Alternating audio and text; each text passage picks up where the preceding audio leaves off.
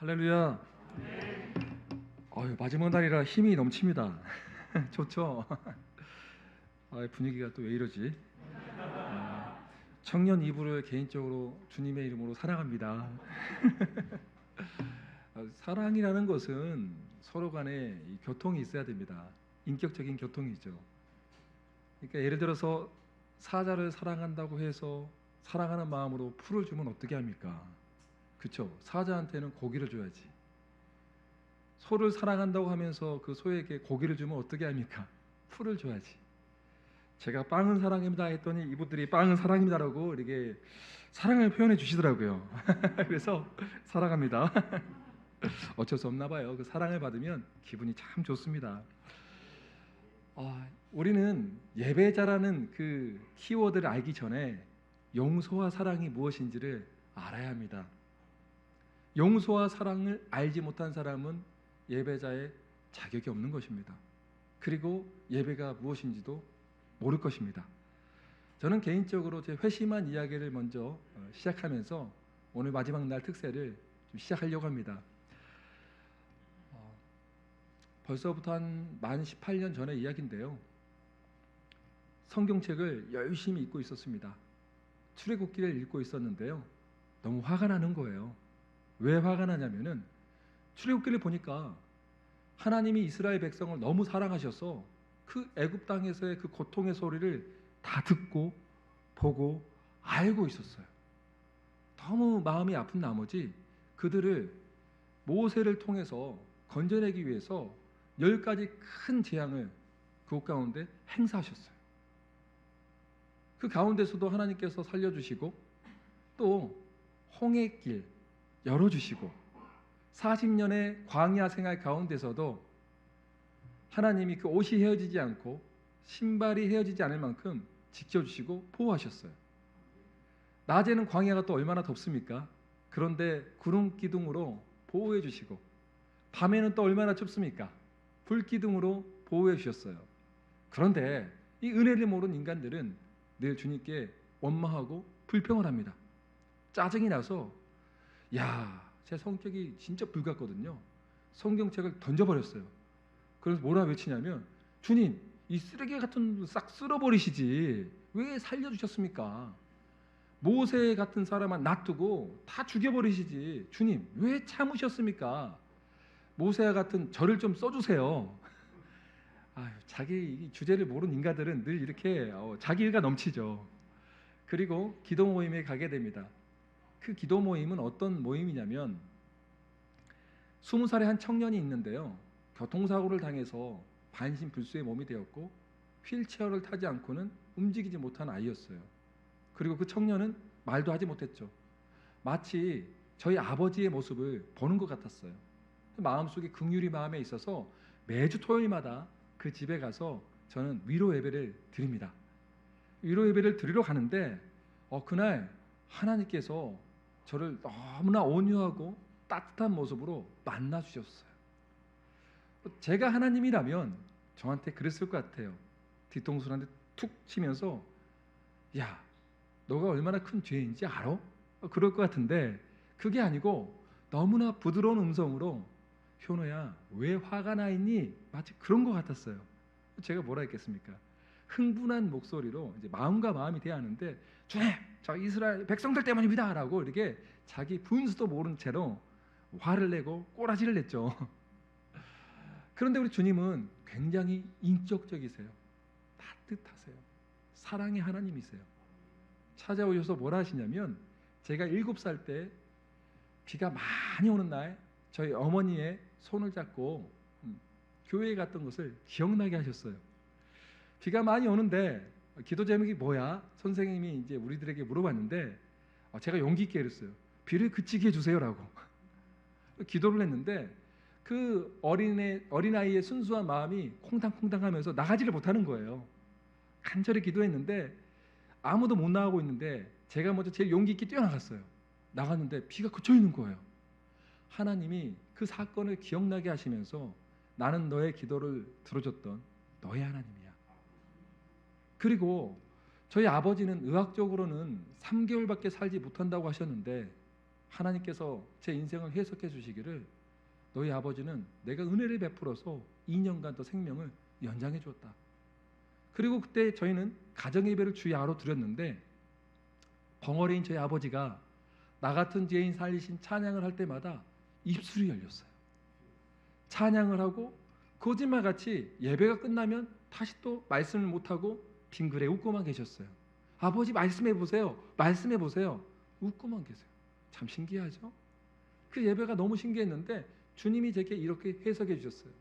많은 사람들은 그 입술로 그 말로 상처를 주고 정죄하고 비난하고 참수하는데 너희 아버지는 나만을 찬양하다가 이 영원한 안식이 있고 쉼이 있는 천국에 와 있는데 뭐가 부족하니? 마음이 점점 녹아지는 거예요. 그 너희 어머님을 통해서 너희 큰 애삼촌 가정이 구원을 받게 되는데 신장 이식술을 통해서 구원만큼 큰 것이 어디 있겠니? 이렇게 물어보니까 점점 할 말이 없어져 가는 거예요. 그리고 저는 수많은 기적과 이적과 환상을 경험했어요. 그럼에도 불구하고 제가 놀랬던 것은 여전히 제 인생 가운데 주인이 저였다는 거예요. 하나님 나라 안에 속해 있는 신자인 줄 알았는데 저는 하나님 나라의 경계선상에 있는 교인이었던 거예요. 교인, 출석하는 교인. 거의 멘붕 직전까지 왔죠. 왜냐? 수많은 이런 이적과 경험과 환상을 봤는데, 기적을 봤는데 내가 그토록 저주했던, 화가 나서 분노했던 이스라엘 백성보다 악한 사람이 나구나라는 것을 깨달아지니까 가슴이 떨리고 무릎이 떨리고 감히 하늘을 우러러 고개를 들 수가 없는 거예요. 펑펑 울면서 나 같은 죄인도 하나님 용서가 됩니까? 저도 제 자신이 용서가 안 됩니다라고 울면서 부들부들 떨고 있는데 주님의 따뜻한 음성이 들렸어요. 피 흘림이 없이는 죄사함이 없다. 내가 너를 얼마나 사랑하는데 그래서 예수 그리스도가 너를 위해서 죽었단다. 근데 그게 믿어지니까 엄청 눈물이 나는 거예요. 그래서 세상에서 가장 겸손한 자세로 무릎 꿇고 바짝 엎드려서 하나님, 관계 문제, 재정 문제, 건강 문제, 교육과 진로 문제 가운데서 내가 주인 되고 내 마음대로 살아왔던 그 모든 것들을 회개합니다. 예수님만이 나의 구원자가 되시고 왕 되심을 인정하지 않는 모든 죄악들을 회개합니다. 용서하여 주시옵소서. 그리고 나서 뭐라고 기도하냐면 이 기회가 다시는 없을 것 같아서 깍지를 꽉 끼고 진짜 바짝 엎드려서 가장 제가 표현할 수 있는 하나님 앞에 겸손한 자세, 그 자세로 부들부들 떨면서 이제는 내 인생의 주인은 예수 그리스도입니다. 내 인생의 왕도 예수 그리스도입니다. 내 구원의 주님은 오직 예수 그리스도입니다. 이렇게 고백하니까 하늘로부터 성령이 임하는 거예요. 성령 하나님 임하니까 놀라운 일이 벌어지는 거예요. 제 동생을 죽인 자들을 용서하기 시작하는 거예요. 하나님, 내가 구원의 확신을 가지고 이런 용서의 기쁨을 누리고 은혜의 기쁨을 누린 것처럼 제 동생을 죽인 사람들은 얼마나 마음이 참담하고 죄책감 가운데 살아가겠습니까? 사람은 속일지 모르지만 살아계신 하나님은 속일 수 없습니다. 반드시 심판받게 될 날이 올 것인데 그들에게 하나님 은혜를 베풀어 주십시오. 저도 그들을 주님의 이름으로 용서합니다. 용서한 것을 넘어서서 하나님 그들에게 하나님의 은혜가 임하게 해주십시오라고 간절히 기도했습니다. 그 사람들의 이름을 하나하나 불러가면서 기도했는데 얼마나 많이 기도했으면 그 사람들의 이름이 지금도 저는 정확히 기억하고 있습니다. 한모, 이모 이렇게 다 알고 있어요. 왜? 간절히 기도하고 그것은 제 기도가 아니라 성령님의 기도였기 때문이죠. 만약 제가 그렇게 용서하지 못했다면 저는 분노에 사로잡혀서 용서하지 못한 채로 우울증에 빠지거나 아니면 분노 조절 장애에 걸렸을 것입니다. 그 문제를 해결할 수 없으니까요. 주님이 저의 연약함을 아시고 나의 저역자가 되어주시고 나의 위로자가 되어주시고 나의 상담가가 되어주셨습니다. 많은 사람들이 그래요. 선교사님 존경합니다. 어떻게 원수 같은 사람을 용서할 수 있습니까? 그러면 부끄러워 미치겠어요. 제게는 그런 힘이 없어요. 용서의 힘이 지금도 없어요. 이상하게 동생을 죽인 자들을 용서했는데 교회 공동체 안에 꼴보기 싫은 인간들은 용서가 쉽게 안 되더라고요. 가까이 있는데 또 용서하기 있는 사람이 누구예요? 가족이에요. 가족. 제일 가까이 있는 가족. 우리가 이해할 수 없는 수많은 문제 가운데 얽히고 설키고 감히 누가 거기에 끼어들 수 있는 구멍이 없을 만큼 빽빽하게 있는 그 관계, 함부로 그 사람에 대해서 우리가 어떻게 상담해 줄 수 있겠어요? 없어요. 불가능한 거예요. 오직 성령 하나님, 그분이 임재했을 때 용서하게 되고 사랑하게 되는 줄 믿습니다. 그래서 우리는 늘 깨어서 성령님의 충만함을 위해서 기도해야 된다는 거예요. 자, 이런 용서와 사랑을 받고 구원받는 자가 예배자가 될 수 있는 거예요. 근데 예배자는 그냥 되는 게 아니에요. 왜냐? 가인처럼 예배 드렸다가는 하나님이 연락받지 않으세요.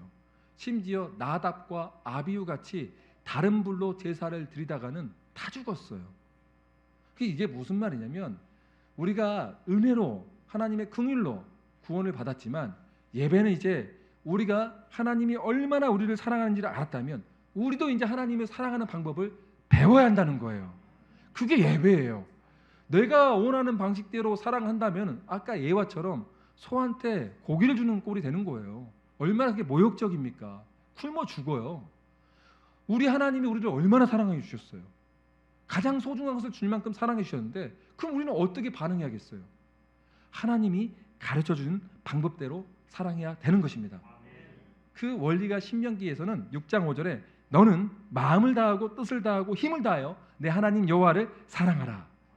요한복음 4장 23절 24절은 아버지께 참되게 예배하는 자들은 영과 진리로 예배할 때가 오나니 곧 이때라. 하나님은 영이시니 예배하는 자가 영과 진리로 예배할지니라. 하나님의 방법대로 예배를 드리기 위해서 우리가 그 홍해를 건너고 광야에서 그 5가지 훈련을 철저하게 했던 거예요. 그리고 말씀과 기도 생활을 그래서 하는 거예요. 예배자가 되기 위해서. 그렇다면 예배자의 꼴이 우리 인생의 최종 꼴로 끝날까요? 그렇지 않아요. 이제는 아무도 예배하지 않는 곳에 가서 예배를 드린 자가 선교사가 되는 거예요. 선교사의 최종 꼴은 뭐냐? 예배자를 만드는 거예요. 예배자를. 근데 그 선교사가 예배가 뭔지를 모른다면 예배자를 세울 수 있을까요? 없죠. 없죠. 예배자를 딱 봤을 때 리더들은 알아야 돼요. 아, 이 사람이 지금 애굽 안에서 10가지 재앙 가운데 싸우고 있구나. 아, 예수님도 믿지 않는데 싸울 힘이 어디 있겠어요? 그럼 누가 싸워야 돼요? 예수님이 모세를 통해서 대신 싸웠던 것처럼 우리는 예수님의 이름으로 먼저 믿은 자답게 우리가 싸워주는 거예요. 배후의 역사하는 영들에 대해서 대적하고 싸워줄 수 있는 힘이 그 전도 대상자에는 없는 거예요. 그런데 왜 우리가 그들에게 너 왜 이래? 왜 이래? 정지할 수 있어요? 우린 처음부터 그렇게 싸움의 능력이 있었나요? 전혀 없었죠. 우리는 그 은혜를 아는 사람이기 때문에, 연단되고 훈련받았던 사람이기 때문에 파악을 하는 거예요. 아, 이 사람은 지금 싸울 능력이 없구나. 내가 싸워야 되구나. 내가 금식해야겠구나. 내가 기도해야겠구나. 싸우는 거죠. 아, 이 사람은 지금 물질 때문에 힘들구나. 이때 야, 사람이 떡으로만 살 것이 아니라 하나님의 말씀으로 산다는 것을 심어줘야겠구나. 아, 이 사람은 지금 인생이 무료하고 메마르고 목적이었구나. 성령의 충만함이 무엇인지 가르쳐야 되겠구나. 이 센스가 바로 보여야 되는 거예요. 사람을 상담할 때 이런 말씀에 근거한 성령의 빛 안에서 상담을 해야 그 영혼이 살아나는 거예요. 너무 흥분하네요. 마지막 날이라 그런가 봐요. 자, 이렇게 되는 사람들은 오늘 로마서 12장 1절로 2절에 보면, 여러분 이 12장 1절을 한번 제가 읽어보면요, 그러므로 형제들아 내가 하나님의 모든 자비하심으로 너희를 권하노니 너희 몸을 하나님이 기뻐하시는 거룩한 산 제물로 드리라. 야, 거룩한 산 제물로 드리라는 의미가 뭐냐면은 구약 시대에는 다 제물을 죽여서 드렸잖아요. 이제는 너희들이 예수 그리스도를 믿는 믿음으로 살아가는 거룩한 산 제물이라는 거예요. 매일매일 예수님을 믿는 믿음으로 살아가는 성령의 사람들, 이게 거룩한 산 제물이에요. 매일이에요. 일상이에요. 삶의 예배자는 교회뿐만 아니라 사회에서도 가정에서도 계속 정체성을 가지고 살아가야 된다는 것이죠. 근데 이것이 하나님께서 기뻐하시는 뭐냐면은 영적도 예배예요. 너희가 드릴 영적 예배니라라고 12장 1절 하반부에는 나와 있는데, 여기서 영적 예배라는 것은 요한복음 4장 23절로 24절에 나왔는 그 영과 진리하고 다른 말이에요. 요한복음에서 영은 우리 성령님을 말해요. 푸뉴마티라는 단어를 쓰는데 여기서 말하는 영적 예배라는 것은 뭐냐면은 로기케이라는 단어를 쓰는데 어려운 말 써서 죄송합니다. 되게 이런 거 싫어하는데 구분하기 위해서요. 이거는 합당한 예배, 합당한 예배. 하나님 보기 합당한 예배자가 되어야 된다는 거예요. 하나님 보기 합당한 예배자는 그럼 뭐예요? 거룩한 산 제물이 되고 오늘 2절에 나왔던 것처럼 세상과 구별된 사람인 거예요. 여러분 딱 나가면은 저 사람은 좀 다른데 왜 다를까? 라는 것들이 삶 가운데 보이는 거예요. 요즘 이게 유행이죠. 내가 기독교인이라는 것을 감춰라. 걸리면 끝난다. 세상에 예수님을 부끄러운 걸 넘어서 이제 감춰라라고 하고 있어요. 아니에요. 더욱더 그럴 때일수록 나는 크리스찬이라고 외쳐야 되는 거예요. 당당하게. 어떤 결혼식 보면 제가 화가 나는 경우가 있어요. 결혼식에 갔는데 세상에 상대방을 배려하기 위해서 기독교식 예배를 드리지 않겠다고 제가 이랬죠. 미친놈이라 했어요. 하나님께 예배를 안 드리면 넌 미친놈이다라고. 그래서 그런 사람들을 막 6개월, 9개월씩 훈련시키면 그 미친 사람이 어떻게 변하냐? 하나님을 경외하는 예배자의 그 결혼식을 드리게 되더라고요. 그래서 훈련이 필요한 거죠. 여러분 그렇다면 우리가 이런 사명자로서 예배자로서 성장한 사람들은 이제 사명지에 가는 거예요. 가서 예배자를 세워가는 거죠. 그 예배자는 두 부류의 그룹들이 있습니다. 첫째, 우리가 지역적으로 예수를 믿지 않는 지역에 직접 찾아가서 예배를 드리는 문화 선교사 또 삶의 선교사가 돼야 되고요. 두 번째, 수직적인 선교사가 또 돼야 됩니다. 이게 뭐냐면은 세대와 세대가 지금 너무나 달라요. 여러분들 중학생, 고등학생 쳐다보면 아버지로서 어머니로서 어떤 것 같아요? 외계인 같지 않아요? 저는 저희 아들하고 딸이 외계인 같기도 해요. 때로는 어떤 보이싱피싱 한 애가 저한테 연락이 왔는데 문자가 왔는데 막 장문에 글러면서 아빠 내가 폰을 잃어버렸는데 이거 임시폰이야. 근데 글이 저희 아들이 긴 문을 안 쓰거든요. 이응 막 이렇게 쓰고 짧게 쓰는데 이거 우리 아들 글이 아닌데 이거 어설픈 놈이 나한테 전화해서 보이스피싱 하네 하면서 삭제했는데요. 요즘 애들이 말이 짧잖아요. 그렇죠? 그런데 이 아이들이 얼마나 중요한지 모릅니다. 미국에서 크리스찬의 85%가 자기가 4살 때부터 14살 사이에 예수님을 믿었던 사람입니다. 그러면 4살부터 14살 사이에 아이들이 얼마나 소중할까요? 그렇죠? 우리 저기 예쁜 아가도 있는데 저런 아가들 얼마나 소중한지 모릅니다. 저 때부터 우리가 믿음으로 기도해주고 또 우리 여기 앞에 있는 우리 아이들 기도해주고 축복해줄 이유가 여기가 있어요. 이 신앙이 평생 가는 거예요. 잘 가르쳐야겠죠? 자, 그런데 우린 두려워요. 내가 무슨 능력이 있기에 이런 사명을 감당할 수 있을까요? 내가 어떻게 영적 예배자를 세워갈 수 있을까요? 그건 여러분이 잘못된 생각을 하고 있어요. 하나님의 일은 할 수 있느냐 없느냐의 문제가 절대로 아닙니다. 해야만 하는 일이라면 순종하는 거예요. 순종하는 자에게 성령 하나님이 임재하는 거예요. 이런 삶을 살 수 있어요. 근데 많은 사람들은 자기를 분석해요. 내 과거가 어땠고 나의 쓴뿌리가 어쩌고 나의 연약함이 어떠고 분석해봐야 우울증 걸리니까 그 분석 그만하고 성령 하나님께 집중하고 바라보는 대상이 주님이면 그것이 풀어져 가는 거예요. 제가 2000년도에 제주 단기 선교 여행을 떠나게 됩니다. 근데 저희 어머님이 그때도 선교비를 미리 내놓으시더라고요. 저희 어머님 참 지혜로우신 분이거든요. 제가 이랬죠. 어머니는 왜 내 인생에 도움이 안 됩니까? 나 사복고시 준비하고 있는데 무슨 선교 여행입니까? 했더니 엄마가 돈 냈으니까 리펀이 안 된대. 그냥 가라. 어머니의 말씀을 듣고 어쩔 수 없이 단기 선교를 가게 됐는데 명단을 보니까 제가 짝사랑하는 자매가 있더라고요. 야, 이거 갈만하네. 저 자매를 지켜줘야지 내가. 그 늑대들이 얼마나 많은데. 늑대도 진짜 많았어요. 그 자매가 인기가 있다 보니까 늑대들이 한 5마리 있는데 제가 보고 저 늑대는 안 되고 이 늑대는 안 되는데 그 늑대들이 나중에 저한테 그랬대요. 저놈이 제일 악한 늑대라고. 이 인간들이 진짜 자매 하나 쟁탈하기 정말 힘들었어요. 그런데 이제 선교여행 날이 다가오는데 창피해지는 거예요. 이렇게 살면 안 되겠다. 하나님께 선교여행 간다고 하는데 기도하면서 좀 결단을 해봐야겠다. 하나님, 제 4박 5일 동안 저를 써주십시오. 저는 술도 마시고 아직 담배도 못 끊었습니다. 그런데 하나님이 시킨 것은 다 순종할 테니까 나 좀 써주십시오라고 간절히 기도하게 됩니다. 그리고 나서 갔는데 담임 목사님께서 안식년을 맞아서 캐나다에 갔다 오셨는데 캐나다에서 예수 전도단에 그 무서운 거짓 전도 여행을 배워갖고 오신 거예요. 이게 뭐냐면은 하나님의 음성만 듣고 전도하라는 거예요. 무슨 하나님의 음성 어떻게 들어? 그리고 돈 있는 거 다 내놓으래요. 교회에서의 돈을 또 다 뺏어. 그리고 나서 한여름 7월 제주도 얼마나 덥습니까? 그쵸? 그런데 그냥 하나님의 음성만 듣고 전도하래요. 그것도 2인 1조로. 근데 제 파트너가 하필이면 찬양 인도자였어. 찬양. 거룩한 청년. 진짜 힘들었어요. 근데 그 친구는 저보다 나이가 어려서 그나마 좀 다행이었는데 이 친구는 저를 보면서 벌레 씹은 얼굴이었어요. 왜냐하면 재수없다 이거죠. 술도 마시고 담배 피우면 저 형한테 걸렸다. 내 인생 왜 꼬일까? 서로 불편해요. 우리 서로. 여러분 그거 아셔야 돼요. 우리도 거룩한 사람들 불편해요. 피차간에 불편한데 왜 그러세요?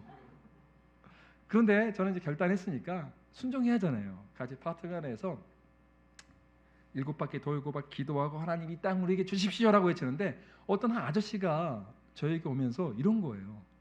혹시 예수 믿는 사람들이냐고. 맞습니다. 그랬더니 이거 받으래요. 뭡니까 했더니 물하고 음료수를 막 주는 거예요. 하나님이 가져다 주라 했다고. 야, 그때는 뭐 거룩한 청년이고 불량한 청년이고 없습니다. 우리 껴안고 하나님 살아계신다고 막 춤을 추고 야 하나님 살아계신다. 네가 기도했냐 내가 기도했냐 막 그러고 있고 내가 더 뜨겁게 기도했잖아. 너무 행복한 거예요. 이제 신이 나니까 밥도 얻어먹고 또 핍박도 받은 적도 있지만 그래도 또 무릎 꿇고 기도했어요. 신이 나니까 하나님 이 땅을 주십시오 했더니 딱 저 멀리서 제가 보기에는 깡패 몸에 문신이 있고 그 옆에 여자분은 딱 술집 여자분이에요. 왜냐하면 당구장에서 많이 봤던 부류들하고 똑같아요. 그 모습들이 딱 봐도 이게 나와요. 저 사람은 깡패다. 적어도 나이트클럽의 기도 정도는 될 것 같다. 보통 이 사람들이 돈을 벌러 많이 가는데 제주도에 관광지에서 나이트를 깡패로 있거든요. 아, 딱 깡패 여기. 나는 내 인생 가운데 깡패들은 다 주거니 받거니 치고받고 싸우던가 아니면 내가 검사가 되고 검사가 안 되면 경찰이 돼서라도 저것들은 다 감옥에 집어넣어버려야 된다. 이런 마음을 갖고 있었어요. 그런데 제가 배운 것은 하나님의 뜻에 무조건 순종한다고 하는 거였잖아요. 그래서 기도했는데 저 영혼에게 전도하는 감동을 주신 거예요. 안 가면 미칠 것 같더라고요. 근데 제가 야 전도하러 가자 저기 가자 했더니 그 거룩한 청년이 제 생각과 달리 다른 반응을 보여요. 형님 우리 주님은요 굉장히 인격적인 분이세요. 형님이 술을 마시고 담배를 피워서 모르는 것 같은데 저분은 아닙니다. 이런 거예요. 아, 주님이 그렇게 편을 가르신가? 그럼 잠깐 나는 모르니까 너가 거룩하니까 다시 한번 우리 기도해보자. 또 기도를 열심히 했어요. 기도했는데 안 가면 미칠 것 같더라고요. 야, 너 안 가? 나 가야겠다. 그럼 너 여기 있어. 그리고 갔습니다. 가서 이제 좀 마음이 심호흡을 하고 일단 저 친구한테 두드러 맞더라도 가자. 가면서 눈을 찔끔 감고 안녕하십니까? 저는 전라도 광주 월광교에서 온 지연호 선교사라고 합니다. 지연호 뭐 형제라고 합니다. 했더니 이 깡패가 뭐라고라 우리 전라도 사람이나 하면서 막 사투리를 써가면서 막 반갑게 맞아주는 거예요. 그런데 이제 어떻게 해야 되지? 이제 그 다음부터가 너무 당황해서 예상 밖에 이제 상황이 흘러가니까 이거 뭐지? 어떻게 해야지? 약간 좀 멘붕 상황인데 할 말도 잃어버리고 상황이도 모르고 하니까 이러고 있다가 제가 고향 사람 기도해드리겠습니다 했어요. 무작정 기도를 하는데 눈높이 전도를 하는 거예요. 상대방을 존중하는 의미로. 예수님이 우리를 너무 불쌍히 여기셔서 마국간에서 오셨잖아요. 우리를 너무 불쌍하게 여기셔서 가장 낮은 모습으로 오셨잖아요. 그것처럼 전도 대상자를 사랑하는 마음으로 키가 작으면 그를 존중하는 마음으로 반 무릎을 꿇고 기도하는 훈련을 받았단 말이에요. 자존심이 뭐가 없어요. 근데 이 어깨 형님이 저보다 하필이면 좀 작더라고요. 반 무릎을 꿇고 간절히 기도하는데 지금도 잊지 못하는 그것은 있습니다. 어떤 게 있었냐면 왠지 모르겠는데 마음 가운데 그 깡패 형을 사랑하는 마음이 굉장히 많이 있었다는 거예요. 그 왜 그런지 모르겠는데 막 눈물이 굉장히 많이 나는 거예요. 애통하는 눈물이 왜 이렇게 많이 나는지 모르겠어요. 울면서 기도하는데 어떤 기도 제목인지는 기억도 안 나요. 기도했는데 눈 떠봤더니 이 어깨 형님이 앞에 내 앞에서 같이 이 형 쪼그리고 있어서 막 울고 있는 거예요. 옆에 그 자매님도 막 울고 계시고 깜짝 놀랐죠. 그리고 일어나서 저한테 이런 거예요. 고향 사람 저 앞으로 어떻게 하면 좋아요? 물어보길래 꼭 예수님을 믿으셔야 됩니다. 가까운 교회 나가십시오. 했더니 막 울면서 알았다고. 아마도 제 생각인데 그 사람도 그런 행동을 하고 싶지 않았을 거예요. 그런데 배운 게 없으니까 그 길에 접어들게 됐고 마음이 공고했을 때 타지 사람이 저를 봤으니까 그 마음의 공허함이 딱 순간에 만나는 역사가 있지 않았을까요? 아마 이 역사를 누가 하겠죠? 하나님이 하신 거예요. 우리 그냥 순종하면 되는 거예요. 내가 뭐 이해하고 전략을 짜고 생각하는 것이 중요한 게 아니고 하나님이 감동 주면 순종하는 거예요. 그리고 이제 너무 신나서 제주대학교 갑니다.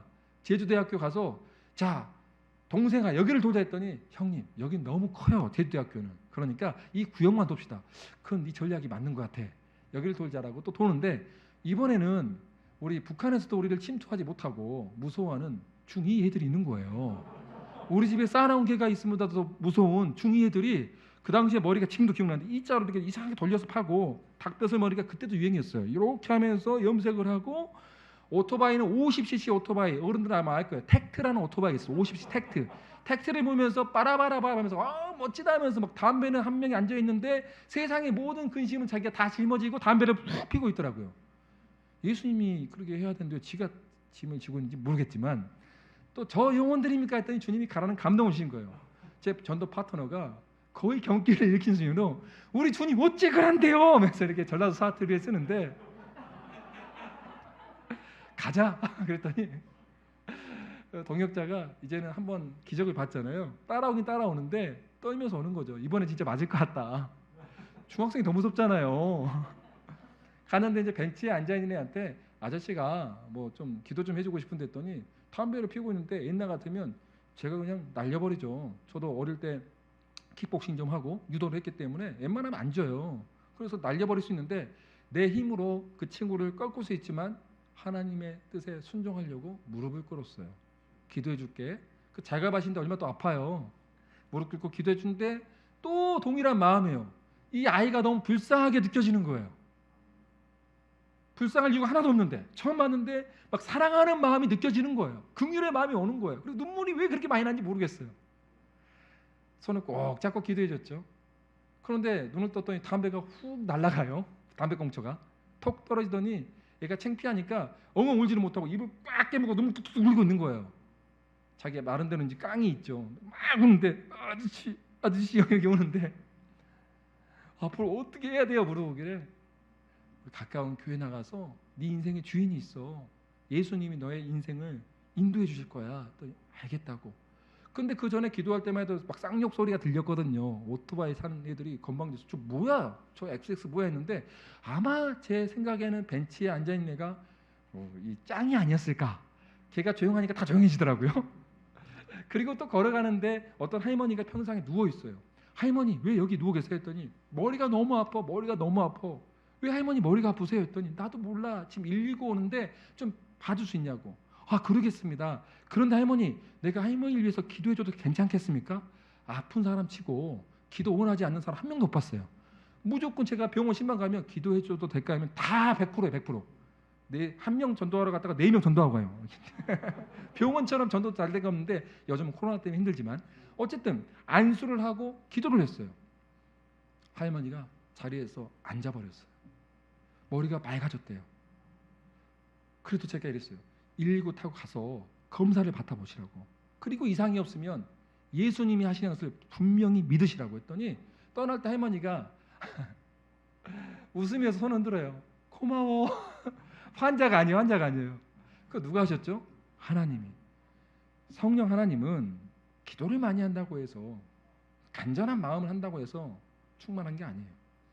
순종. 믿음으로 순종하는 자.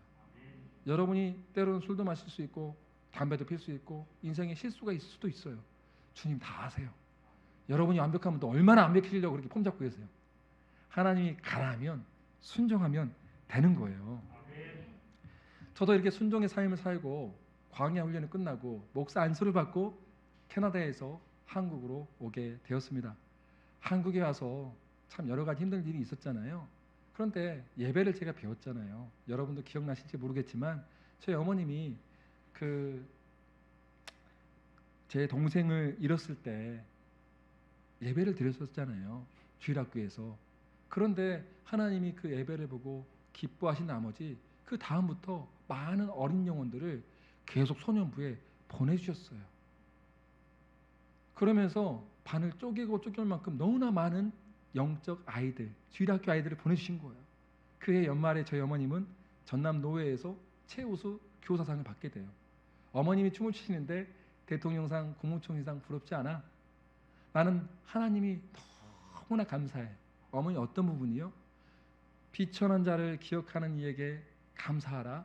그의 인자하심이 영원함이로다. 그 예배의 정신을 저는 배우게 되었어요. 하나님이 나를 기억해 주시는 것이 얼마나 귀하고 감사하니, 천지를 창조하신 그분이 나를 알고 있다는 것이 얼마나 감사하니. 그리고 나서 우리는 예배자가 되었고, 그런 어머니 때문에 제가 자살의 위기에서, 극단적인 선택하기 위기에서 건져냄을 받았잖아요. 예배자가 되고 그로부터 10년이 지났어요. 한국에 왔는데 삶은 결코 녹록지 않더라고요. 광야라고 해서 가나안이라고 해서 항상 영적 전쟁이 없는 건 아니거든요.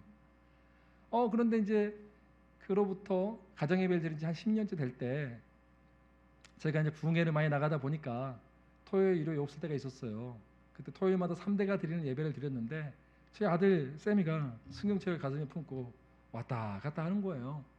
저희 어머님 선교사님께서 손자야 지금 뭐하니? 왜? 하나님 말씀을 받고 있는 중입니다. 네가 무슨 하나님 말씀을 받아? 할머니가 그랬던 것처럼, 아빠가 그랬던 것처럼 하나님의 음성을 듣고 있는데, 아버지가 그랬습니다. 아빠가 없을 때는 우리 집의 영적 가장은 저라고 했습니다. 그러니까 내가 오늘은 예배 인도를 내가 해야 됩니다. 얼마나 귀엽고 예뻤겠을까요? 그러니까 저희 할머니가 뭐라 하냐면은, 그래 손자야 하나님 말씀 받아라라고 문을 닫고 웃음이 나는데, 하나님 감사합니다 나왔대요. 그런데 이제 갑자기 좀 지나고 나니까 아들이 문을 열고 당당한 모습으로 나오더래요. 가족 모두 모여주세요. 다 모이니까 사도신경 고백하겠습니다. 막 고백하고, 자 찬송가 두 곡 부르겠습니다. 주 십자가를 지심으로 막 열심히 부르고. 그러면서 오늘 말씀은 사도행전 27장 보호하시는 하나님입니다. 우리 가정에 가장 필요한 말씀이었거든요. 그 말씀이 임하니까 저희 어머님이 큰 은혜를 받았어요. 요에서 2장 28절에 보면 성령 하나님이 임하면 자녀들은 애언을 하게 됩니다. 무엇을 애언할까요? 하나님 나라를 애언합니다. 하나님 나라는 성경의 말씀입니다. 그 말씀에 근거한 애언을 하게 되는 거예요. 청년들은 야망이 아닌 비전이 보기 시작합니다. 아비들은 내가 죽어서 갈 본향이 있다는 하나님 나라의 꿈을 꾸게 되는 것입니다. 죽음이 두려운 게 아니라 죽음 너머에 있는 내 영원한 본향, 먼저 갔던 내 믿음의 사람들과 만날 그 날을 학수고대하며 기쁨으로 그 날을 준비하게 됩니다. 성령 하나님이 임하는 것은 실제라는 거예요. 초등학교 3학년짜리가 설교도 할 수 있다라는 거예요. 여기 앞에 있는 아이들 너무 어리게 생각하지 마세요. 이 아이들이 순수하게 기도할 때 기도 응답이 정말 빨리 이루어져요. 그리고 나서 이제는 또 기록을 합니다. 기록을 하는데, 하나님 음성을 듣는 시간입니다라고 주여 삼창 외치고 기도하면서 하나님 음성을 기록하는데, 또 할머니가 손자야 지금 뭐하니? 아빠가 그랬습니다. 모든 것을 다 잊어버려도 하나님 말씀은 기록하고 기억하여 남기라고 했습니다. 여러분, 제가 한 가지 부탁드리고 싶은 게 있는데, 여러분 5일 동안 제 수많은 간증 중에 간증은 살아계신 하나님의 말씀을 증거하는 하나의 도구일 뿐입니다. 여러분은 이해시키기 위한 하나의 도구일 뿐이니까 오늘 이후로는 다 잊어버리세요. 여러분이 남아야 될 것은 딱 하나, 말씀입니다. 이젠 제 스토리가 아니라 너희 아버지가 자비로우신 같이 너희도 자비로운 자가 되라는 것은 여러분의 이야기가 되어야만 합니다. 오늘 또 봤던 로마서 12장 1절로 2절의 말씀은, 제 이야기는 하나의 하나님 말씀은 이해시키기 위한 도구로 쓰고 소멸되지만 이 말씀은 영원토록 살아있을 것입니다. 이제는 여러분들이 여러분의 가정에서 그런 운동들이 일어나야 될 줄로 믿습니다. 그리고 나서 그 아이가 제 부흥을 위해서 또 주여 삼창 외치며 기도합니다. 그런데 2, 3년 뒤에 항상 좋은 일만 있을 줄 알았는데 저희 어머니가 쓰러집니다. 쓰러졌는데 발견될 당시에 36kg의 몸, 삐쩍 마르고 두 문장만 계속하는데, 하나님 권하여 주셔서 감사합니다. 중보 기도자여서 감사합니다. 이 두 마디를 그냥 죽어가는 목소리로 하는데, 어머니 뭐라고요? 권하여 주셔서 감사합니다. 중보 기도자여서 감사합니다. 한때는 저를 구원시키기 위해서 하나님 앞에 12시간 기도도 하셨어요. 기도할 줄 모르니까 주기도문에 제 이름을 넣어서 12시간 간절히 깍지를 끼고 기도하셨어요. 전 기도할 줄 모릅니다. 주님께서 가르쳐준 기도문이 주기도문 아닙니까? 여기에 우리 아들 이름 놓고 당신께 올려드리오니 하나님 구원하여 주옵소서. 12시간 작전 기도도 하시고 금식도 하시고 밤새 철야도 하시고 그랬던 분이세요. 근데 이제 좀 어머니를 모실 만한 때가 온 것 같은데 이렇게 허무하게 가시면 어떻게 합니까? 병원에 가서 무릎 꿇고 기도했습니다. 하나님, 제게 한 달만 기회를 주십시오. 효도할 기회를 주십시오. 그런데 여러분 그거 아세요? 풀은 마르고 꽃은 시드나 우리 주님의 말씀은 영원토록 서 계십니다.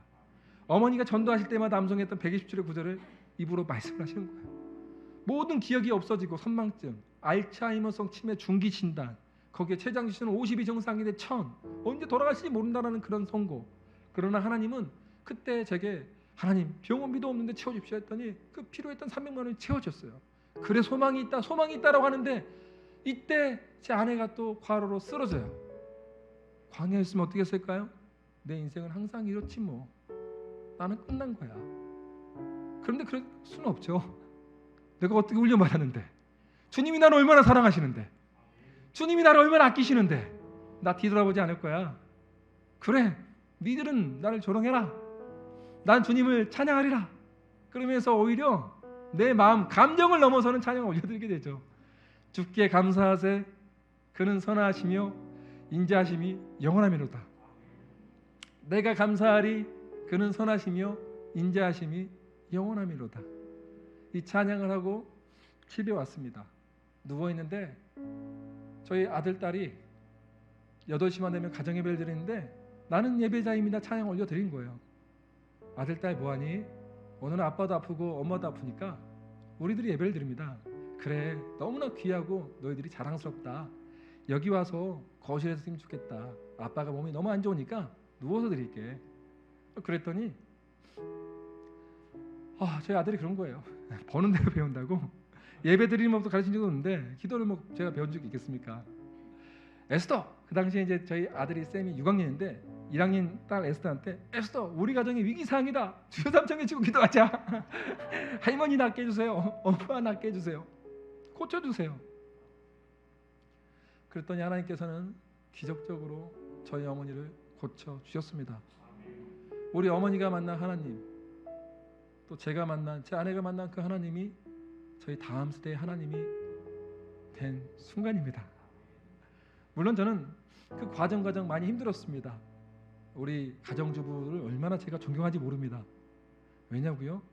어머니를 제가 요양원에 모셔야 할 것 같은데 재정이 없으니까 아내한테 한마디만 했습니다. 여보, 한 달만 내가 어머니를 모시고 안식관에 살게요. 가족과 좀 떨어져 지냅시다. 대신에 한 달이 지나면 그래도 낫지 않는다면 나도 포기할게요.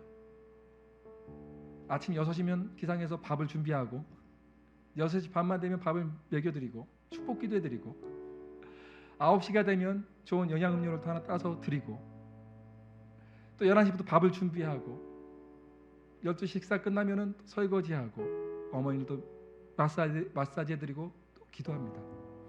받은 사랑과 은혜가 너무 크기 때문이었죠. 오후가 되면 또 모시고 운동하러 갑니다. 어머니 산책하시죠. 둘레길을 또 1시간 돌고 돌아오는데 그 둘레길에서 어머니 그런 거예요. 아들아, 기억해라. 우리 가정의 가장 큰 자랑은 하나님이다. 우리 가정의 가장 큰 선물도 하나님이다. 우리 가정의 기업도 하나님이다. 너는 이걸 명심해라. 내가 너에게 전수했던 것처럼 나는 이제 죽어도 여한이 없다. 너희 부부를 예배자도 만들었고 우리 손자 손녀도 예배자로 만들었으니 나는 더 이상 여한이 없다. 너도 이제는 너의 몫을 감당해라라고 말씀하시더라고요. 손자는 노인의 멸류관이요, 아비는 자식의 영화이라는 말씀이 저는 바이샘 교회에 있는 모든 성도 여러분들의 말씀이 되기를 소망합니다. 여러분들의 다음 세대가 주님을 경외하고 예배하는 자, 지금은 부족하고 너무 어리게 보이지만 그런 고난과 환경 가운데서도 내가 물질로 다른 것이 아닌 하나님을 믿는 믿음으로 살아가는 다음 세대가 되게 하여 주시옵소서. 이런 역사가 이 교회 가운데 더욱더 일어나길 원합니다. 우리 함께 아무도 예배자를 찬양하면서 우리가 기도할 텐데요, 정말 우리 마음을 다해서 그래요, 내가 예배자로 성장해서 예배자가 없는 곳에 가서 그 예배자를 훈련시키고 교육시켜서 하나님을 경외하는 예배자들을 세우는 자가 되게 하여 주시옵소서. 우리 가정에서, 교회에서, 학교에서, 직장에서 중부자들과 예배자들이 살아나게 하여 주시옵소서. 아무도 예배하지 않는 찬양 올려드립니다. 아무도 예배하지 않는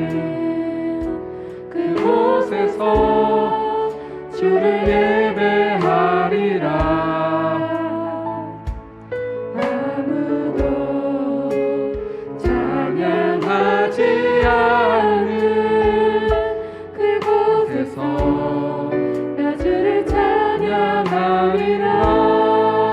누구도 헌신하지 않는, 누구도 헌신하지 않는 그곳에서 주께 헌신하리라. 누구도 증거하지 않는 그곳에서 나 주를 증거하리라. 믿음으로 선포합시다.